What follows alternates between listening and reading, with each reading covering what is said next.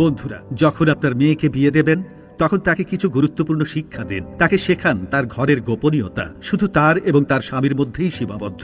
সংসারের ব্যক্তিগত বিষয় কাউকে বলার নয়। স্বামীর সঙ্গে কথায় কথায় জেদ না করতে, কারণ জেদই তাকে প্রথম ধ্বংস করবে। স্বামীর পরিবারের প্রতি যত্নশীল হতে এবং তাদের সম্মান করতে শেখান। তাকে বুঝিয়ে দিন উচ্চস্বরে হাসি বা চিৎকার তার নারীত্বকে ক্ষুণ্ণ করে। স্বামীর কাছে একবার মিথ্যা বললে তার প্রতি স্বামীর আস্থা চিরতরে হারিয়ে যেতে পারে। এই বিষয়টি যেন সে মনে রাখে। তাকে শেখান ব্যক্তিগত পরিচ্ছন্নতা এবং ঘরের পরিচ্ছন্নতা মনকে শান্ত রাখে এবং ঘরের প্রতি ভালোবাসা বাড়ায়। তাকে গীবতকারী না হতে, সবসময় লজ্জাশীল থাকতে এবং নিজের নারী সত্তাকে সম্মান করতে শেখান। মনে করিয়ে দিন সে নারী, তাই নারীত্ব থেকেই নিজের ভূমিকা পালন করবে, পুরুষের মতো নয়। তাকে শেখান স্বামীর ঈর্ষা আসলে ভালোবাসা, সন্দেহ নয়, এবং সে যেন প্রতিটি সমস্যায় আপনাদের পাশে থাকার নিশ্চয়তা অনুভব করে। তাকে শেখান বাবার বাড়ি ভুলে যেতে। বাবার বাড়ি শুধু স্নেহ আর সাক্ষাতের স্থান, কিন্তু তার আসল বাড়ি হবে স্বামীর ঘর। মনে করিয়ে দিন স্বামী ছাড়া কেউই তাকে সবসময় সহ্য করবে না, তাই স্বামীর প্রতি ভালোবাসা ও ধৈর্য রাখাই তার শক্তি। তাকে এটাও শেখান চিৎকার না করে সবসময় নরম কণ্ঠে কথা বলতে।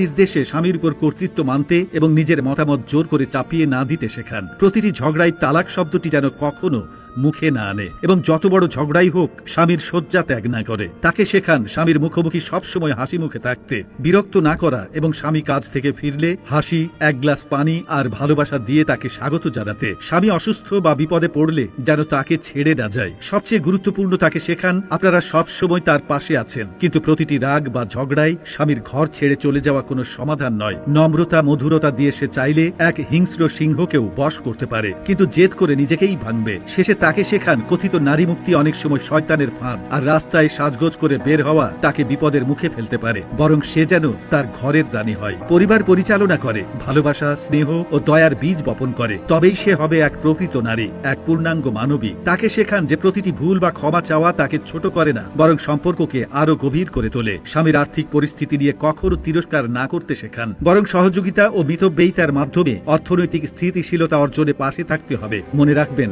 দাম্পত্য সম্পর্ক একটি পবিত্র প্রতিশ্রুতি, যেখানে দুজনকেই অবিচল থাকতে হয়। সুখে দুঃখে স্বামীর সঙ্গী হওয়া এবং তাকে মানসিক সমর্থন দেওয়া একজন আসল জীবনসঙ্গীর পরিচায়ক। নিজের পোশাক আশাকে শালীনতা বজায় রাখা এবং বিনয় তার চরিত্রের উজ্জ্বলতা বৃদ্ধি করে। তাকে বলুন সৃষ্টিকর্তার কাছে প্রার্থনা এবং ধৈর্য তাকে যে কোনো সংকটে শক্তি দেবে। আপনার স্নেহময় উপদেশগুলি যেন তার নতুন জীবনের পাথেয় হয়, যা তাকে অহংকার নয় বরং আত্মমর্যাদা নিয়ে বাঁচতে শেখায়। ভালোবাসা দিয়ে গড়া একটি সুন্দর সংসারই তার সর্বশ্রেষ্ঠ সম্পদ।